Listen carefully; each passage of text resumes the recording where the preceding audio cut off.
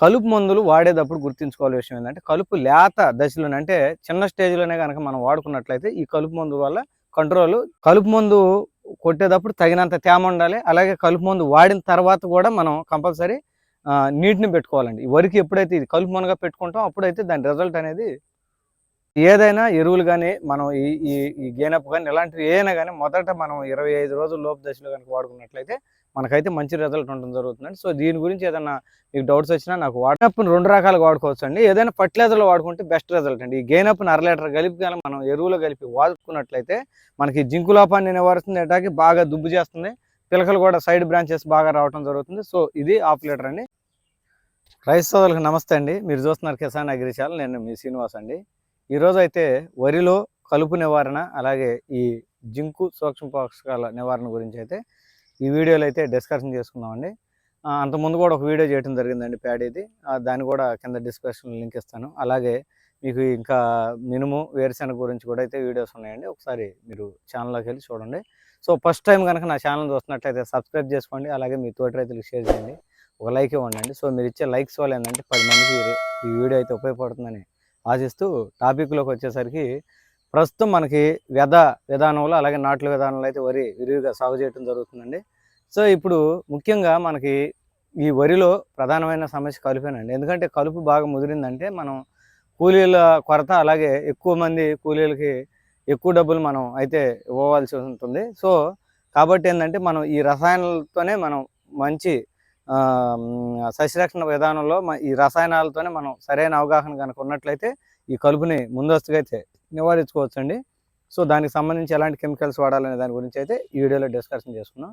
So, ముందుగానే మనం వరి ఎదబెట్టే విధానంలో అయితే ఫస్ట్ మనం ఎదపెట్టిన తర్వాత 48 గంటల లోపండి, అంటే 2 రోజుల లోపే మనం కనుక ఈ పెండి మిదాలను ఏదైతే ఉందో స్టాంప్ అండి, స్టాంప్ అయితే ఎకరానికి 1 లీటరు, అలాగే స్టాంప్ ఎక్స్ట్రా అండి. స్టాంప్ ఎక్స్ట్రా అయితే ఎకరానికి 700 ml బాగా 200 లీటర్ నీటిలో తడిచేటట్టు కనుక మనం నేలంతా సమానంగా పిచికారీ చేసుకున్నట్లయితే మనం ఈ కలుపును ముందస్తుగా రాకోకుండా అయితే నివారించుకోవచ్చండి. సో, అలాగే నెక్స్ట్ వచ్చేసి ఒకవేళ మనం ఈ కలుపు మందు వాడటానికి కుదరకపోయినా, లేదా కొన్ని జాతులు అయితే ఆగవండి. సో, అలాంటి సందర్భంలో కనుక మరలా మనం మొదటిసారిగా కనుక మనం పిచికారీ చేయాలండి. నెక్స్ట్ వచ్చేసి పోస్ట్ ఎమర్జెన్సీ, అంటే మనం వచ్చిన తర్వాత పిచికారీ చేసేటువంటి కలుపు మందుల గురించి అయితే డిస్కషన్ చేసుకుందాం.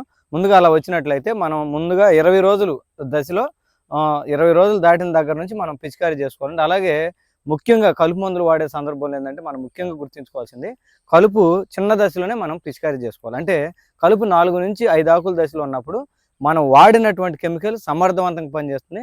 అలాగే దానికి ఆ డోస్ కరెక్ట్ సరిపోవటం జరుగుతుందండి. సో, కాబట్టి ముఖ్యంగా ఏంటంటే కలుపు 4, 5 ఆకుల దశలో ఉన్నప్పుడు అప్పుడు మనం పిచికారీ చేసుకోవాలి. సో, మనకి వెడలపాటి ఆకు జాతి, అలాగే గడ్డి జాతి, తుంగ, ఈ చిప్పరి గడ్డి అన్ని రకాలు ఉన్నాయనుకోండి, సింపుల్గా మనం ఏం చేయాలంటే ఇది బిస్పారిబైక్ సోడియం, అంటే ఇది నామినీ గోల్డ్ అనే పేరుతో మార్కెట్లో దొరుకుతుందండి. సో, దాన్ని ఎకరానికి వచ్చేసి ఒక 100 ml చొప్పునండి. అది కలుపు బాగా విపరీతంగా ఉన్నట్లయితే 150 ml చొప్పున అది బిస్పారిబైక్ సోడియం నామినీ గోల్డ్ టెక్నికల్ ఏదైతే ఉందో దాన్ని. అలాగే ఎడలపాటి ఆకు జాతి మీద బాగా సమర్థంగా పనిచేయడానికి ఆల్మిక్స్ అండి. ఇది వచ్చేసి కేవలం 8 గ్రాములు మాత్రం ఉంటుందండి. ఇది మెట్సైల్ప్రైన్ మెథైల్ టెక్నికల్లో ఉంటుందండి. 2 మందుల కాంబినేషన్ ఇది. సో, దీన్ని కాంబినేషన్ దీనిలో కలుపుకోవాలండి. అలాగే గడ్డి జాతి, పొల్లెరుపు గడ్డి, పూచికల గడ్డి ఇవి అంటాం కదా. సో, అవి కూడా ఉన్నట్లయితే దానికి కాంబినేషన్గా రైస్టర్ అండి.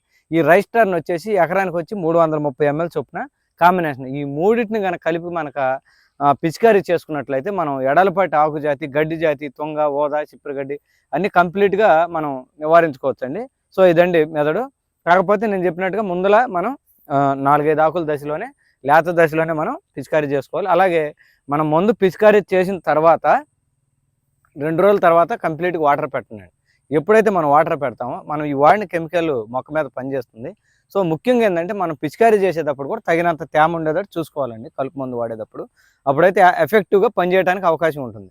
సో, వాడిన తర్వాత మనం ఈ మందులు పిచికారీ చేసుకున్న తర్వాత 48 గంటల తర్వాత కనుక మనం నీళ్లు పెట్టినట్టయితే ఈ వాటర్ కింద ఉన్నటువంటి కలుపు ఏమవుతుందంటే ఆహారం తయారు చేసుకోలేక, దానికి ఎండ అనేది అది సన్రైజ్ అంటే మనకి ఈ కిరణజన్య సమీకరణ చేసుకోలేక మొక్క అనేది చనిపోవటం జరుగుతుంది. సో, ఇదండి మెథడు. తర్వాత అలాగే మనకి ఇంకొక విధానంలో కూడా వాడుకోవచ్చండి. మనకి అగ్గి జాతి, ఆకు జాతి, గడ్డి జాతి, ఎడలపాటి ఆకు జాతి ఇవి కూడా ఉన్నప్పుడు మనం దీనికి సంబంధించి ఇంకొక మెడిసిన్ కూడా ఉందండి. అది మనకు వచ్చేసి పిఐ కంపెనీలో ఉంటుందండి. అది వచ్చేసి ఎక్టేస్ అనేటువంటి మందండి. ఇది వచ్చేసి దీంట్లో బిస్పైరిబ్యాక్ సోడియం అనేది 38% ఉంది. అలాగే క్లోరోమిరైన్ ఇథైల్ అనేటువంటి మందు 2.5% ఉంటుంది. అలాగే తర్వాత వచ్చి మెట్సల్ఫ్రాన్ మిథైల్ అనేటువంటి మెడిసిన్ 2.5 ఉంటుందండి. ఇది ఎక్టేస్ అండి. దీని కనుక ఒక 40 గ్రాములు మనకి నెక్స్ట్ వచ్చి స్విప్ సూపర్ ఒక 100 ml కాంబినేషన్ కలుపుకుని వాడుకున్నట్లయితే ఇది ఎడలపాటి ఆకు జాతి అలాగే గడ్డి జాతి వీటిని కూడా నివారిస్తుందండి. సో ఒకటే గుర్తుపెట్టుకోండి, విప్ సూపర్ ఒక 100 mlకి మించి అయితే వాడొద్దండి. బాగా ఎక్కువగా మనకి గడ్డి జాతి ఉన్నట్లయితే ఈ దొంగవర్రి అంటాం చూడండి, అప్పుడు మాత్రం వాడుకోండి. లేదంటే ఈ ప్రోడక్ట్ వాడుకున్నట్టయితే సరిపోతుందండి. సో ఇదండి. అలాగే మనం వాడిన తర్వాత వారం దాకా ఎలాంటి కలుపు ఫర్టిలైజర్ అనేది వేయొద్దు. వారం తర్వాత వేసుకోండి. వేసుకున్న తర్వాత మనకి ఇప్పుడు ఈ జింకు లోపం గురించి మాట్లాడుకుంటే ఈ జింకు లోపం రావడం జరుగుతుంది.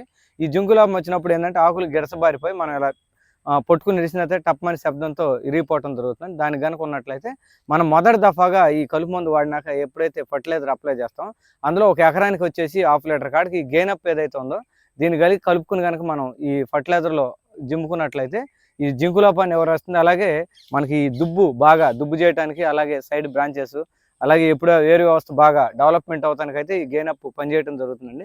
సో ఎప్పుడైతే వేరు వ్యవస్థ బాగా డెవలప్మెంట్ అవుతుందో మనం వేసినటువంటి పోషకాలు మొక్క గ్రహించడం జరుగుతుందండి. సో ఇదండి ఫర్టిలైజర్లో కలుపుకుని వేసుకున్నట్లయితే జింకు లోపము అలాగే దుబ్బు చేయడానికండి. సో ఈ గెయినప్ గురించి ఏమన్నా మీకు డౌట్స్ వచ్చినట్టయితే ఈ వాట్సాప్కి చేయండి అండి. అలాగే కాల్ చేసినా కూడా నేను దీని గురించి అయితే మీకు కావాల్సిన నేను పంపించడం జరుగుతుందండి ఆర్డర్ చేసుకుంటే. సో నెక్స్ట్ వచ్చేసి మీకు ఒకవేళ ఇది ఫర్టిలైజర్లో మిక్స్ చేయడానికి కుదరని పక్షంలో మొదటి దఫాగా మనం ఫస్ట్ పిచికారీ చేసేటప్పుడు ఈ ఫిఫ్రోనిల్ ఏదైతే ఉందో 5% ఎస్సీ అంటే ఇది రీజెంట్ అనే పేరుతో ఉంటుందండి మార్కెట్లో. సో అది దొరకపోయినా కూడా టాటా కంపెనీ ఉంటుందండి. ఫిఫ్రోనిల్ 5% నాకు కొంచెం కాస్ట్ కంఫర్టబుల్గా రిజల్ట్ అయితే బాగుంటుంది. సో అది తీసుకోండి. అలాగే దానికి తెగులుగా కాంబినేషన్ వచ్చేసేసి జెడ్సెంటివేట్ అండి. జెడ్సెంటివేట్ అయితే ఇండోఫిల్ కంపెనీ అండి. అలాగే లేదంటే బెయిర్ కంపెనీది ఎంట్రకాల్. ఈ రెండింటిలో ఏదైనా ఎంట్రకాల్ అయితే 250 గ్రాములు ఎకరానికి, అలాగే జెడ్78 అయితే ఎకరానికి వచ్చేసి 500 గ్రామ్స్ హాఫ్ కేజీ.